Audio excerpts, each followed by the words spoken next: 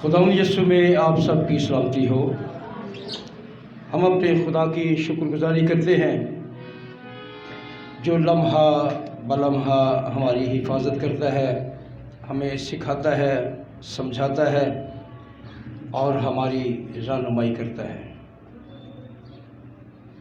वो चाहता है कि मैं और आप उसकी मर्ज़ी के मुताबिक चलें और अपने कौल व फ़ेल से इब्लीस को शर्मिंदा करें, उसके ना हो जाएं, बल्कि खुदा के होकर उसके नाम को इज़्ज़त देने का सबब बने। तो आए हम खुदा के ज़िंदा कलाम की तरफ तवज्जो करते हैं जो हमें बर वक्त अपना कलाम बख्शता और हमारी रहनुमाई करता है। पुराने अहदनामे में से नहमिया नबी का सहीफ़ा, उसका नामाबाद और उसकी 26वीं आयत को पढ़ेंगे। नहमिया की किताब, उसका नामाबाद और उसकी 26वीं आयत।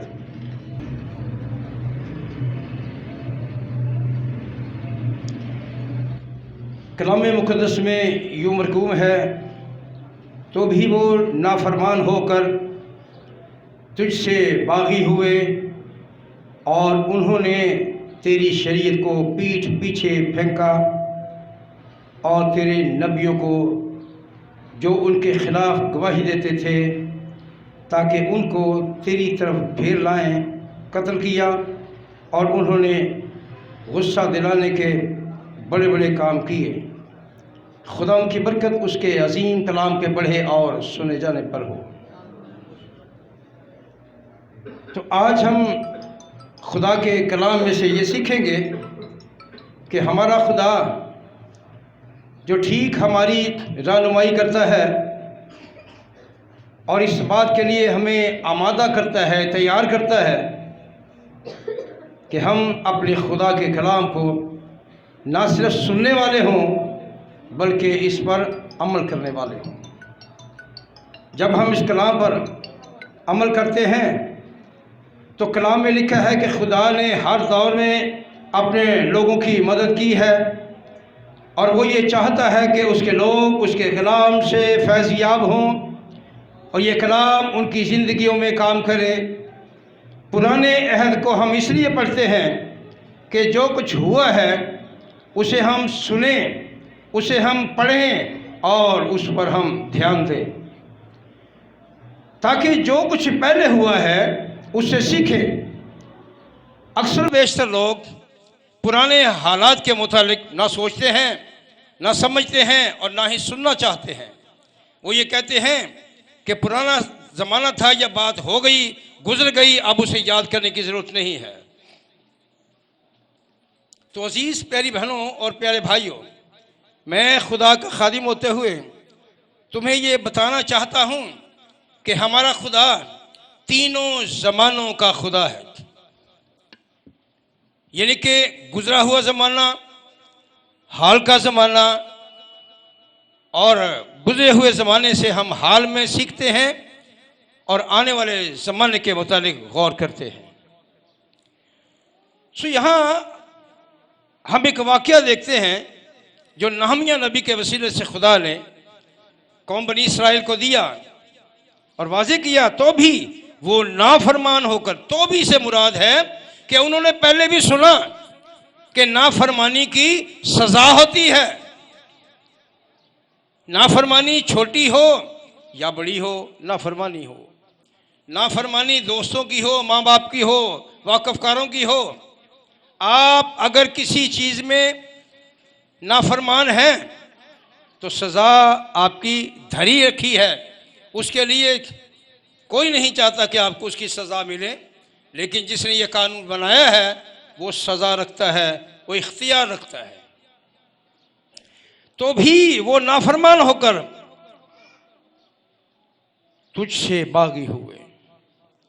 जो कुछ सुना था उसे सुना, नजरअंदाज कर दिया और तेरे नबी इसलिए कलाम कर रहे हैं ताकि वो बागी ना हो जिस तरह वो पहले बागी हो गए और बागी होने के बाद उन्होंने सजा काटी। मुश्किलात का शिकार हुए। हम कौम बनी इसराइल को देखते हैं जिन्हें खुदा ने चुना कि ये मेरी उम्मत है, ये मेरे लोग हैं, ये मेरा खानदान है। तो कलाम मुकद्दस में लिखा है कि उन्होंने इस बात पर बड़ा फख्र किया और फख्र को जो गुरूर में तब्दील होते हुए देखा तो उन्हें इसकी सज़ा मिली। एक दफ़ा नहीं, कई दफ़ा सज़ा मिली। कभी वो बुत परस्तों के गुलाम बन जाते, उन पर वो हुकूमत करते, कभी वो उन गुलामों की जो कल वो उनके गुलाम थे आज वो उन पर हुकूमत कर रहे हैं। यानी कि बड़े बड़े मसाइल उनके सामने पेश हुए। मसला क्या था कि खुदा उन्हें बचाना चाहता था, खुदा उनकी रहनुमाई करना चाहता था, लेकिन उन्होंने इतना महसूस किया कि हम जो कुछ करते हैं वो दुरुस्त है। तो लिखा है कि वो बागी हुए। तो बागियों की एक ही सजा है, और उसे अंधेरे में डाल दिया जाए जहां रोना और दांतों का पीसना है। सारी जिंदगी का पछतावा, पछतावा किसी बड़ी से बड़ी सजा के लिए उससे भी बड़ी ताकत रखता है। पछतावा जो इंसान को ज़हनी तौर पर, अकली तौर पर, जिस्मानी तौर पर परेशान रखता है वो है पछतावा। तो कहते हैं बात क्या, पछतावा जब चिड़ियां चुग गईं खेत, एक लफ्ज़ है जो आपके मुंह से निकलता है और वो लफ्ज़ आपको याद दिलाएगा कि आपने करना क्या है। और कभी कभी लोग मजबूर कर देते हैं कि ऐसे लफ्ज़ आए। अजीज प्यारी बहनों, प्यारे भाइयों, हमारा खुदा अपने लोगों से तकाजा करता है कि वो उसके कलाम के मुताबिक चलें। और आए हम इमाल की किताब का मुताला करते हैं। यहाँ देखते हैं इमाल की किताब उसके 14वें बाब में खुदा ने अपने मुकद्दसीन के वसीला से इस कलाम को वाज़े किया है और ये फरमाया है कि खुदा नहीं चाहता कि जिस तरह पुराने दौर के नाफरमान थे उन्होंने सजाएं पाई और नए दौर के लोग भी नाफरमान होकर सजाएं पाएं, क्योंकि खुदा किसी को सज़ा नहीं देना चाहता, और अगर कोई सज़ा लेना चाहता है तो ये उस पर डिपेंड करता है वो करता क्या है। अमाल की किताब 14वां बाब दूसरी आयत है, जो भी पढ़ना चाहे उसके लिए आज़ादी होगी।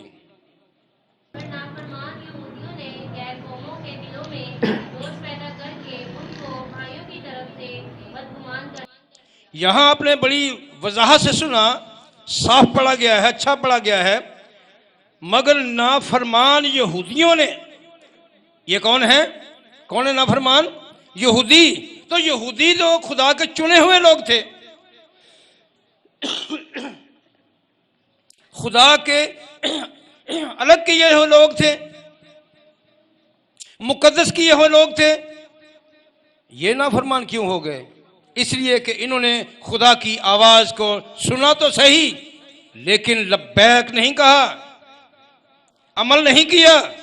इधर से सुना, इधर से निकाल दिया, यानी कि बात को नजरअंदाज कर दिया। सो लिखा है खुदा ने यहूदियों को चुना, उन्हें अपनी कौम कहा, अपने लोग कहा, अपना खानदान कहा।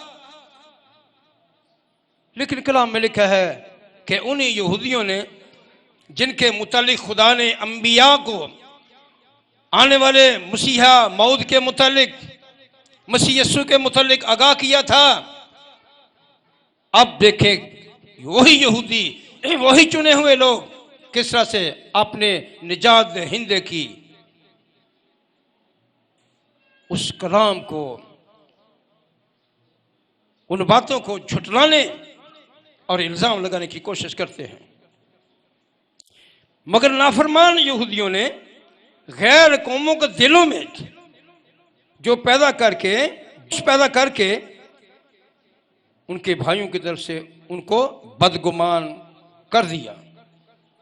बहुत सारे लोग मसीह के कलाम से उल्टे फिर गए, वापस हो गए, इसलिए कि वो हकीकत को जानते थे लेकिन इतना नहीं जानते थे क्योंकि ज़्यादातर कलाम के जानने वाले थे यहूदी,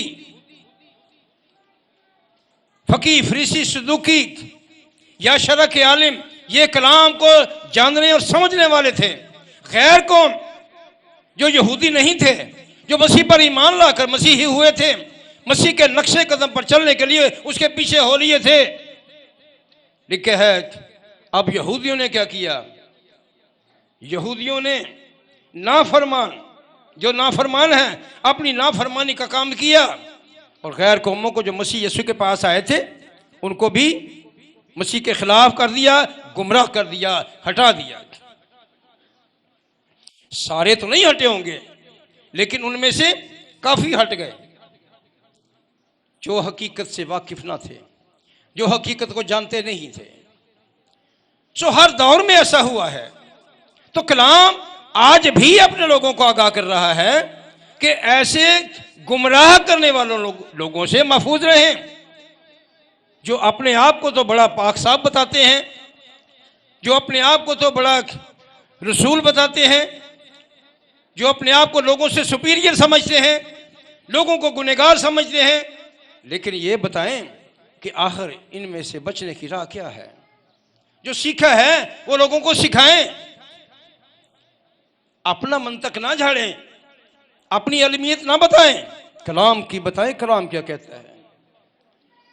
गैर कौमों के दिलों में जोश पैदा करके उनको भाइयों की तरफ से गुमराह कर दिया, यानी कि मसीह की तरफ से गुमराह कर दिया, हटाने की कोशिश की। तो मसीह यीशु से हटाने के लिए इब्लीस जोश और खरोश से काम करता है, दिन रात काम करता है। वो कभी नहीं अपनी जगह से हटता, वो कोशिश में लगा रहता है। उसका काम है कोशिश करते रहना, करते रहना, करते रहना, और आखिरकार वो कामयाब हो जाता है। लेकिन जहां वो देखता है कि यहां कामयाबी के चांसेस नहीं है, तो वो उस जगह को, उस मकाम को छोड़ देता है और हट जाता है। कहता है कि एक को गुमराह करते करते वो ना 50 गुमराह होने से बच जाएं। वो एक को छोड़ता है और 50 की तरफ हो जाता है और उनमें से कई लोगों को गुमराह कर देता है। ये इब्लीस का काम है।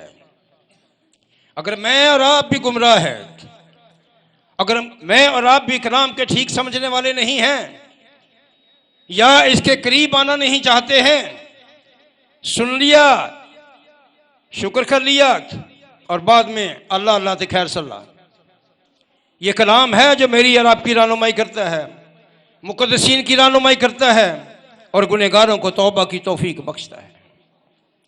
इसलिए मेरे और आपके लिए ये बड़ा ज़रूरी है कि हम कलाम के सुनने वाले हों, ना महज सुनने वाले, बल्कि इस पर अमल करने वाले हों। सिर्फ सुनने वाले ना हों, बल्कि इस कलाम पर अमल करने वाले हों। खुदा मुझसे और आपसे ये नहीं पूछेगा कि सबक सुनाओ, याद है कि नहीं, वो देखेगा अमल क्या है, हमारी जिंदगी का अमल क्या है, इसमें अमल क्या है। तो जब हमारी जिंदगी अमल से कासिर होगी, हमारी जिंदगी में अमल नहीं होगा, तो ये बात तय है कि फिर हमें किसी तरह से भी कोई कामयाबी मुमकिन नहीं है। तो आए हम देखते हैं, पहला पतरस का खत है, दूसरा बाब और उसकी 8वीं आयत है, और लिखा है, और ठेस लगने का पत्थर और ठोकर खाने की चट्टान हुआ, क्योंकि वो नाफरमान होकर कलाम से ठोकर खाते हैं और इसीलिए मुकर्रर भी हुए थे। नाफरमान होकर क्या करते हैं? कलाम से, आपको समझ नहीं आई बात की? नाफरमान होकर क्या करते हैं? कलाम से ठोकर खाते हैं, कलाम से ठोकर खाते हैं। इसका मतलब है वो गुमराह होने के करीब हैं, करीब हैं, किसी वक्त भी गुमराह हो सकते हैं। इसलिए कि जब वो कलाम ही से मोहब्बत नहीं करते, कलाम ही नहीं समझना चाहते, कलाम को समझने के लिए किसी तालीम की जरूरत नहीं है, किसी डिग्री की जरूरत नहीं है, किसी इलाहियात की जरूरत नहीं है, बल्कि इस कलाम को समझने की जरूरत है कि अपना दिल, अपनी अकल अपने खुदा के सामने ले आए। कलाम में लिखा है तो अपने सारे दिल, अपनी सारी ताकत और अपनी सारी अकल से खुदाउन अपने खुदा से मोहब्बत रख और उसी की इबादत कर। यह जरूरी नहीं कि कोई सर्टिफिकेट, कोई डिग्री आपके पास हो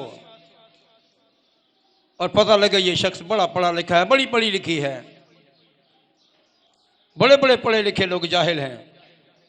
जाहिल का क्या मतलब होता है? जाहिल किसी को बोलो को सिर फाड़ देगा। जाहिल का क्या मतलब है? ना जानने वाला। जाहिल का मतलब है ना जानने वाला। आप उसे कहें ना जानने वाला, वो कभी गुस्सा नहीं करेगा। आप उसे कितना जाहिल है तू, फिर दबा के किया जाए, दबा के कहा जाए जाहिल, तो फिर वो क्या होगा? गले लग जाएगा। तो जो नहीं जानता, वो नहीं समझता, उसको अपनी जहालत से तौबा करनी चाहिए। कलाम में मुकद्दस में लिखा है खुदा जहालत के वक्तों में, जब जहालत के वक्त था, तुम्हारी तरफ से खिलवत खानों में जाता, यानी कि अलहदगी में जाता और उसके आंसू बहते। वजह क्या थी? कि कौम जहालत में आ गई है, जाहिल हो गई है, समझते हुए भी नहीं समझ रहे। तो तालीम का मतलब है, इल्म का मतलब है जानना। तो अगर इल्म है तो हम कलाम को नहीं पढ़ते, इसके लिए टाइम नहीं निकालते, दुआ नहीं करते, इबादत नहीं करते। तबीयत हुई तो पढ़ लिया, तबीयत हुई दुआ कर ली, तबीयत हुई तो इबादत कर ली, नहीं तो नहीं। सही लोग बातों में वक्त गुजार देते हैं, इबादत नहीं करते। वो इबादत मेरे लिए मत करें, वो दुआ मेरे लिए मत करें, वो मेरे लिए कलाम मत पढ़ें, अपने लिए पढ़ें। क्योंकि अगर आप ऐसा करेंगे तो आपको खुदा के हुजूर से मांगने के बगैर बरकत मिलेगी। फिर मांगने की जरूरत नहीं है, बरकत दे, बरकत दे, बरकत दे। हम अक्सर मांगते रहते हैं लेकिन बरकत से खाली रहते हैं, बरकत नहीं होती। मांगते रहते हैं बरकत दे, बरकत में बड़ा कुछ मांगते हैं, पूरी लिस्ट बता देते हैं खुदा को। कलाम में लिखा है उसे पता है तुम किन किन चीजों के मोहताज हो, या तुम्हें किन किन चीजों की जरूरत है। उसे याद दिलाने की जरूरत नहीं है, सिर्फ उसके साथ एक काम करने की जरूरत है, और वो है वफादारी। वफादारी या फर्माबरदारी। नाफरमानी और फर्माबरदारी, ये दो चीजें हैं। अगर इसमें से ना निकाल दिया जाए नाफरमान को, तो आगे क्या आ जाएगा? फर्माबरदार। तो ना को निकालना है। ना को लोगों में से नहीं निकालना, अपने में से निकालना है। लोगों में से निकालना बड़ा आसान पड़ता है, लेकिन अपने में से निकालना है। अपने आप को देखना है, मैं कहां हूं। मुकद्दस पतरस के खत में लिखा है कि कलाम आईना है।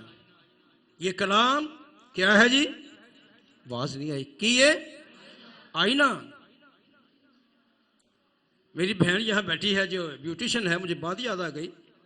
अगर आप किसी क्लाइंट को तैयार कर रही हैं तो आपके सामने मिरर ना हो, शीशा ना हो, तो आप उसकी तैयारी शुरू कर दे तो वो मुतमिन होगा, मुतमिन होगी।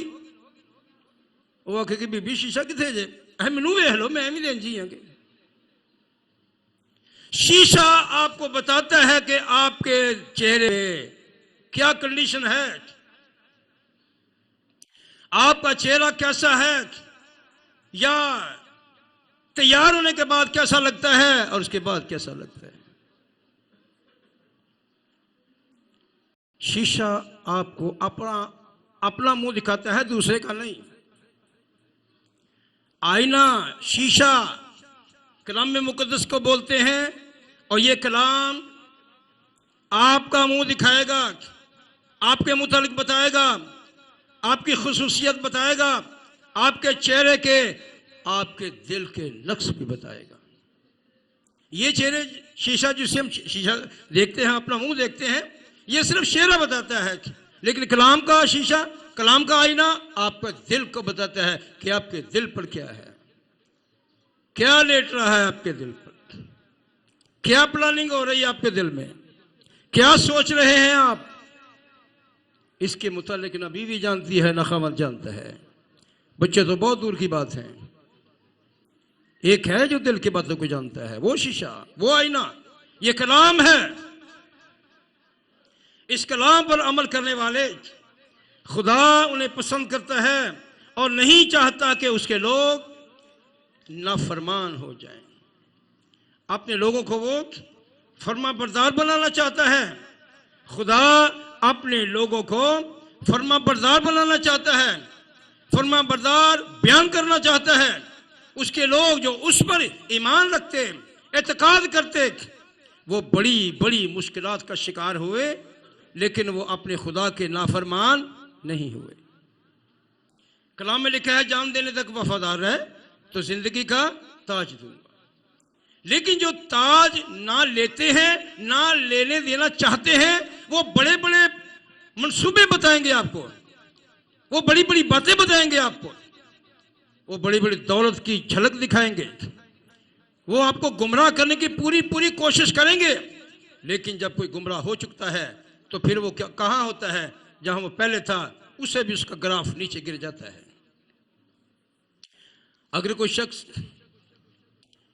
मसीह यीशु के खिलाफ होकर या किसी की बातों में आकर गुमराह हो जाए, किसी दूसरी कौम में चला जाए, तो शुरू में तो उसको बड़ा उठाते हैं, तो बाद में वो शख्स उनके लिए मजाक का बायस होता है। अब ये बात जो एक बुजुर्गों ने कही, धोबी का कुत्ता ना घर का ना घाट का, उनको वो भी नहीं चाह रहे और वापस वो आने से रहा, और बीच वाली जिंदगी बनती है, ना इधर के रहे ना उधर के रहे। वजह क्या थी कि वो कुछ देख के गुमराह हुआ, और उसकी गुमराही सारी जिंदगी का पछतावा है। तो मेरी और आपके लिए ये जरूरी है कि हम अपने आप को देखें कि क्या हम अपने खुदा के फर्माबरदार हैं या के नाफरमान। आए हम खुदा के कलाम में पीछे चलते हैं। यशायाह पहला बाब 19वीं आयत में लिखा है, और अगर तुम राजी और फर्माबरदार हो तो जमीन के अच्छे अच्छे फल खाओगे। क्या लिखा है? नहीं सुना किसी ने? किसी को मेरी आवाज नहीं पहुंची? तो यहां लिखा है, अगर तुम राजी और फर्माबरदार हो तो जमीन के अच्छे अच्छे फल खाओगे। जमीन के अच्छे अच्छे फल खाओगे, यानी कि खुदा वसाइल पैदा करेगा कि तुम फल खाओ। मैं यूरोप के मुतालिक गौर कर रहा था। वहां एक बात होती है, या झूठ होता है या सच होता है, या कारी होती है या रास्तबाजी होती है। डबल गेम नहीं होती, डबल प्लानिंग नहीं होती। हम झूठ और फरेब, हम झूठ और सच्चाई को मिलाकर तीसरी चीज पैदा कर देते हैं, दूसरे को मुतमिन करने की कोशिश करते हैं। अगर वहां शराबी है तो वो शराबी है, अगर जनाकार है तो वो जनाकार है, अगर हरामकार है तो वो हरामकार है, अगर वो खुदा परस्त है तो फिर वो इधर उधर नहीं होगा, कभी इधर कभी इधर, टपोसियां नहीं मारता फिरेगा, एक काम करेगा। मुकाशफा की किताब में लिखा है, वाज़े बयान है कि जो नेकी करता है वो नेकी ही करता जाए, और जो बदी करता है वो बदी ही करता जाए। डबल स्टैंडर्ड होने की जरूरत नहीं है। या बदी को थामे रखे, या खुदा के कलाम को, या नेकी को, या फर्मा बरदारी को थामे रखें। गौर करिए खुदा के कलाम पर। लिखा है कि अच्छे से अच्छे फल, वो फल जो यूरोप में पैदा नहीं होते, एशिया में पैदा होते हैं, और वो उन्हें अपने मुल्क में बुला के मंगवा के अपनी आवाम के लिए बिकवाते हैं। और बेहतरीन किस्म के फल आपने सुना होगा, बेहतरीन किस्म का अनाज आपने सुना होगा, बेहतरीन किस्म का कपड़ा, बेहतरीन किस्म का चमड़ा, बेहतरीन किस्म की चीजें यहां से यूरोप पर चली जाती हैं। वो वहां तो नहीं बनाते, वहां तो नहीं उगता, यहां उगता है, यहां पैदा होता है, तो कहाँ चला जाता है जी? यूरोप में या उन मुल्कों में जिनके पास वसाइल हैं। हम तरसते रहते हैं। पाकिस्तान में या आगे पीछे जो ड्राई फ्रूट मिलता है, बड़ी शोध रखते हैं, वो बड़ा बड़ा पुराना होता है, कई कई साल पुराना होता है। तोड़ के देखें तो अंदर से कुछ और भी निकल आता है। खुदा ने उनके लिए सहूलतें रखी हैं, उनको पैसा दिया है, अकल दी है, उनको वसाइल दिए हैं, और वो महंगी से महंगी चीज़ खरीद के इस्तेमाल करते हैं।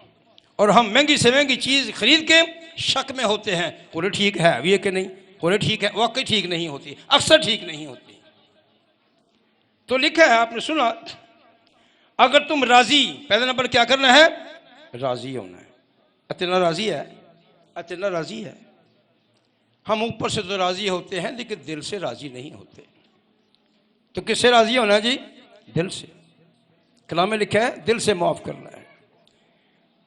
कोई हरकतें ऐसी होती हैं कि जो माफ करने को दिल नहीं चाहता, लेकिन फिर भी एक तालीम है, माफ करना पड़ता है। अगर तुम राजी, और इसके साथ एक और बात है, फर्मा बरदार हो। राजी भी हो और क्या हो? फर्मा बरदार भी हो। फर्मा बरदार का मतलब है हाँ जी करने वाला। इसमें नो नहीं आती, नहीं आती। मैंने आपको बताया पहले भी, मैंने किसी से सुना कि किसी शख्स ने रोम के बादशाह से पूछा कि आप लोगों की कामयाबी का राज क्या है। उसने उसको कोई जवाब नहीं दिया। वो गैलरी पे बैठा हुआ तो बादशाह ने एक रुमाल लिया अपनी जेब से, तो ऐसे करके फेंक दिया। जैसे गार्ड ने देखा, उसके पीछे रुमाल को नीचे नहीं गिरने दिया, रुमाल को थाम लिया और खुद जमीन पर गिरा और वो वहीं पे मर गया। उस आदमी की बात समझ में ना आई, जिसने सवाल किया था उसकी बात समझ में नहीं आई कि हुआ क्या है। उसने कहा मैंने तुझसे कुछ पूछा था, उसका ये तो हंगामा हो गया है, हादसा हो गया। उसने कहा हादसा नहीं हुआ, ये तेरी बात का जवाब था, ये तेरे सवाल का जवाब था। हमारी कामयाबी हमारे जवानों की फर्मा बरदारी है। एक रुमाल ही था ना, गिर जाता कोई और उठा लाता है ना, लेकिन वो नीचे गया कि बादशाह का रुमाल जमीन पे ना लग जाए, आती थाम लिया और खुद मर गया। आपको शायद ये छोटी सी बात लगती है, लेकिन ये बहुत बड़ी बात है।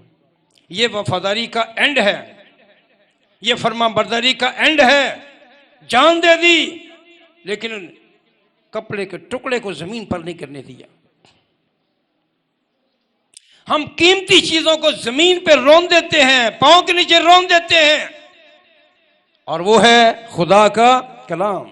मैं ये नहीं कह रहा कि बाइबल को आप जमीन पर रखते हैं और इस पर पैर मारते हैं, ये नहीं मैं कह रहा। अगर आप इसे कबूल नहीं करते, मानते नहीं हैं, अमल नहीं करते हैं, तो इसको रौंदने के बराबर है।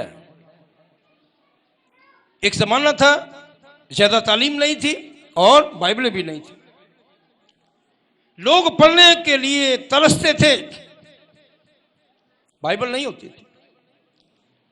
जो पढ़ सकते थे लोग उनके घर चले जाते थे, आप सुनाएं। ये नहीं कहते क्यों सुना, कहते थे आप सुनाएं, हम सुनना चाहते हैं। एक वक्त आया तालीम हो गई और बाइबलें भी अफराज से हो गई। आज कोई ऐसा घर होगा, चाहे वो पढ़े लिखे हो या ना हो, उनके बाइबल घर में बाइबल ना हो। किसके घर में बाइबल नहीं है? हाथ दिखाएं जरा। किसी के घर में नहीं है। साजिद तो कहा बाइबल नहीं सुनिया तू, उच्चा सुन ली क्यों किरण, तूने नहीं सुना? कितने लोगों के घर में बाइबल है? शुक्र है, उनके सारे हाथ चुक लेने। सख्ती मांगते हैं आप तो कितने हैं जो पढ़ सकते हैं? हाथ दिखाएं। 1 2 4 5 6 7 20, तो बाकी मेरे गर्दी ने सारे। कितने हैं जो बाइबल पढ़ते हैं? सारा तो नहीं पढ़ ली, कितने पढ़ ली? इतवार लो। जो नहीं पढ़ सकते उनकी तो मजबूरी है, नहीं पढ़ सकते। तो जो पढ़ सकते हैं वो नहीं पढ़ते, तो वो क्या है जी? वो नाफरमान है, वो फर्मा बरदारी नहीं करते। ये नहीं कि तो बहाना ही नहीं है कि हमदा ही कुछ पढ़ेगा कि कुछ लोगों के पास बाइबल होती है उनको पढ़ना नहीं आता, ये याद रखें। वो जिस घर में जाते हैं कहते हैं हवाला कड़े हो जरा, वो आप ही कर दे, आप ही पढ़ सकते हो, तो सही कर सकते। ये बहुत बड़ी बात है। तो बाइबलें एक से कई ज्यादा घर में होती हैं, लेकिन हम पढ़ते नहीं हैं, अपने काम में लगे होते हैं।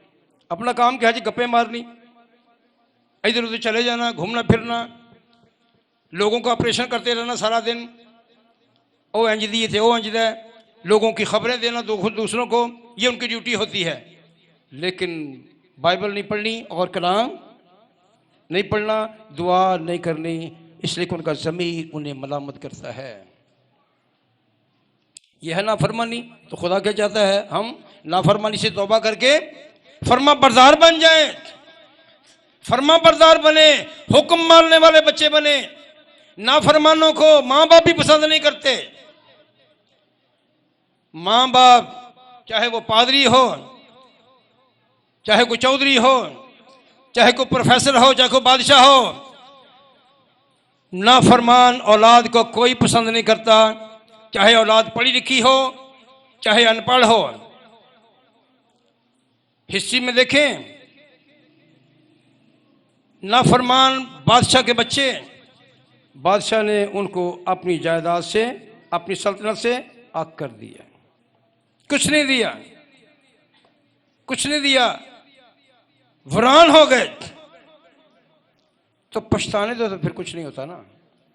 तो कहते हैं बाद का क्या पछतावा जब चिड़ियां चुग गई खेत।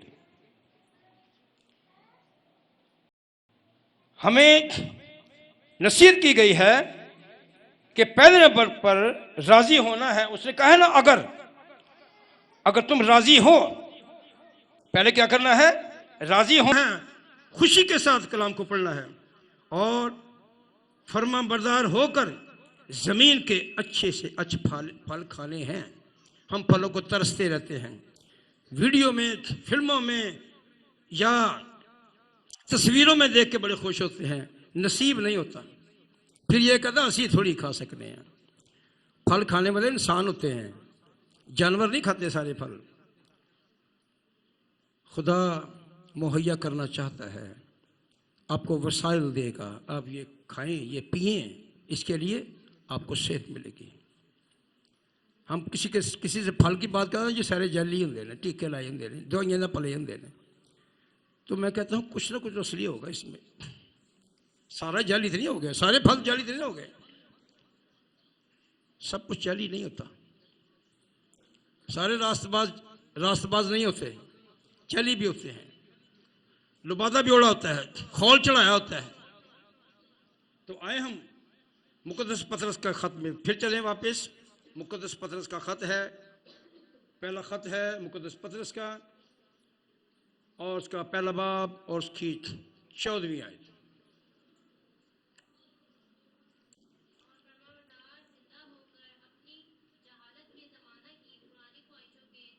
ना रहो, बड़ा वाज़ेह बयान है, और किसी बात की कोई गुंजाइश नहीं है कि हम बात को समझ नहीं सकते। ये आसान बात है कि हम बात को समझें और फर्मा बरदार फरजंद होकर, क्या होकर जी? फरजंद किसे कहते हैं? पड़ोसियों को या फौजियों को। क्यों पतरस? फर्मा बरदार क्या होता है?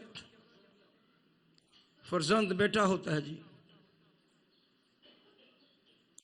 फरजंद क्या होता है? बेटा।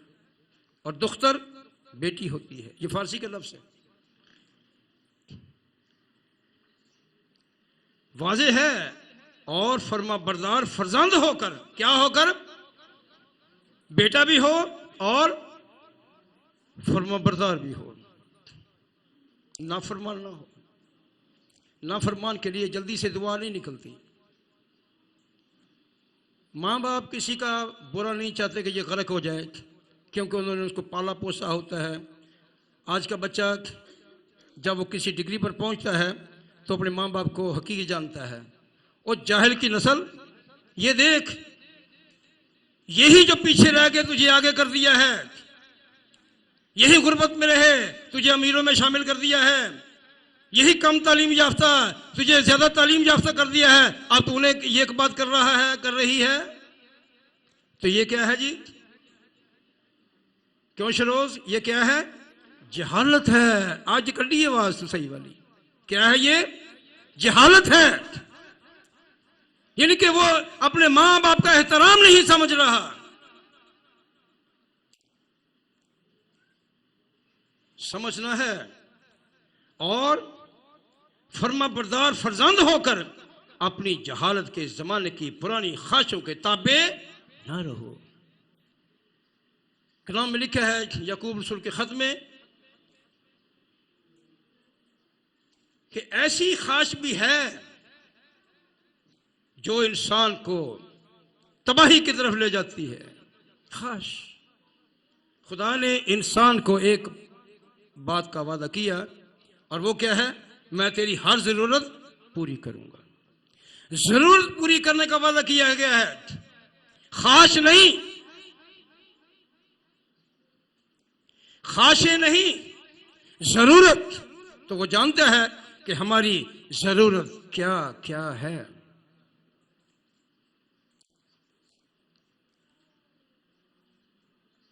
खुदा ने अपने कलाम के वसीला से अपने लोगों को आगाह किया है कि हम इस कलाम पर अमल पैरा हों। ये कलाम हमारे लिए रोशनी का मीनार बने। हम इस कलाम की रोशनी में चलते हुए अपने आप को संभाल कर चलें, खड्डे में ना गिर जाएं, पांव को मोच ना आ जाए। किसी शायर ने क्या खूब कहा, हजारों ख्वाहिशें ऐसी कि हर ख्वाहिश पे दम निकले। हजारों ख्वाहिशें ऐसी कि हर ख्वाहिश पे दम निकले। इसका दूसरा हिस्सा है, बड़े बेआबरू होकर तेरे कूचे से हम निकले। बेआबरू होना यानी कि बेइज्जत होना। खास तो यह है कि मेरे किसी बड़े इदारे का कोई सीईओ बन जाऊं, मेरे पास भी बड़ा बैंक बैलेंस हो, बड़ी गाड़ी बाहर खड़ी हो, बड़े से बंगले में रहते हो। खासियत तो बड़ी है, लेकिन इसके पीछे करतूत क्या है? करतूत क्या है? काम क्या है? करतूत का मतलब काम क्या है? काम क्या है? कोई भी नहीं। काम क्या है? लोगों को धोखा देना, बेवकूफ बनाना और उन्हें लूटना। और जिस तरह का जमा करोगे इस तरह का वापस भी करोगे। तय है, जैसा जमा करोगे जी वैसा ही वापस भी करोगे। यीशु मसीह ने कहा है, जब तक कौड़ी कौड़ी अदा ना कर दे वहां से हरगिज ना छूटेगा। ये खुदाम यीशु मसीह के अल्फाज, ये कीमती अल्फाज जो मैंने आपको पहुंचाए हैं। जब तक कौड़ी कौड़ी यानी कि एहतसाब होगा। एहतसाब उस वक्त होगा जब आप अदा नहीं कर सकोगे। एक ही बात आएगी, इसे वहां फेंक दो जहां रोना और दांतों का पीसना है। पछतावा ही पछतावा है और कुछ नहीं है। तो फिर पछतावे से ना तो सजाएं कम होती हैं और ना ही सुकून आता है।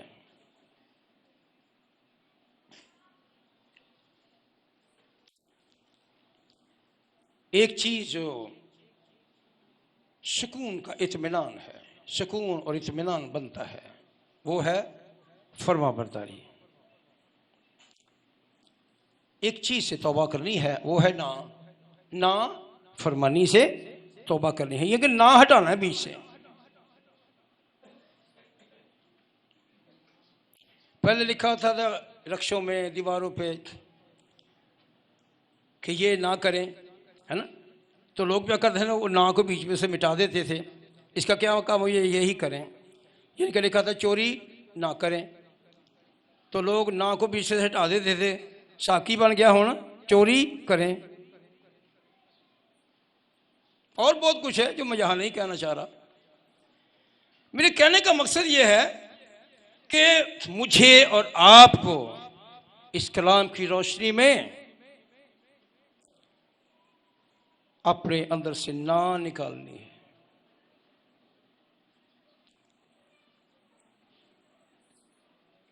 ना निकालनी है। क्या बनना है? फर्मा बरदार। Hallelujah, hallelujah. क्या बनना है? फर्मा बरदार। खुदा हर दौर में फर्मा बरदारों को पसंद करता रहा है, आज भी करता है, इसलिए कि वो ला तब्दील है। हम ज़ाहिरियत को देखते हैं, इंसान की शक्ल शबात को देखते हैं, उसके कपड़ों को देखते हैं, उसके घर को देखते हैं, उसकी सहूलतों को देखते हैं, ये नहीं देखते कि ये सारा कुछ कैसे है, अंदर क्या है, अंदर खाते में क्या है। तो अंदर तो कोई नहीं देखने देता ना जी, अपने घर में तो कोई नहीं आने देता, किसी को झांकने देता। और अगर वो घर के हालात बिगड़े भी हों तो किसी को देख के वक्ती तो भाई यस यस जी जी जी जी जी जी जी आ जाती है, और उसके बाद फिर वो जी जी खत्म हो जाती है, फिर तू तड़ाक आ जाती है। तो ये क्या है? ये है दिखावा। यीशु ने कहा हमें दिखावा नहीं करना है, हमें असल में काम करना है, और असल काम करके उसके नाम को इज्जत देनी है। तो इज्जत सिर्फ हम कलाम पढ़कर, दुआएं करके या इबादत करके नहीं, उसके कलाम को अमल में लाकर दे सकते हैं। खुदा मुझे और आपको अपने कलाम के वसीला से बड़ी बरकत बख्शे। आए अपने सरों को झुकाएं, दुआ करें, सोचें और समझें।